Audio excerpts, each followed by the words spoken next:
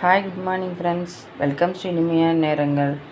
Friends, இன்றைக்கி morning lunch box பார்ப்போம். பாருங்கள், ஒயிட் ரைஸ் வச்சாச்சு. இந்த பக்கம் எக் ஃப்ரை பண்ணியிருக்கேன். இதில் நிறையா கொத்தமல்லி தான் போட்டிருக்கேன் ஃப்ரெண்ட்ஸ். கொத்தமல்லியும் கார்லிக் தான் போட்டிருக்கேன். நல்லா டேஸ்டியாக இருக்கும். இது ஆனியன் ஃபுல்லாக போடவே இல்லை. இந்த மாதிரி நீங்கள் ஃப்ரை பண்ணி பாருங்கள். புதினா போடுறத விட நீங்கள் கொத்தமல்லி போட்டு சாப்பிட்டிங்கன்னா நல்லாயிருக்கும். ஓகே ஃப்ரெண்ட்ஸ், இதுக்கு நீ குழம்பு கொத்தவரங்காய் புளிக்குழம்பு வச்சுருக்கேன் ஃப்ரெண்ட்ஸ்.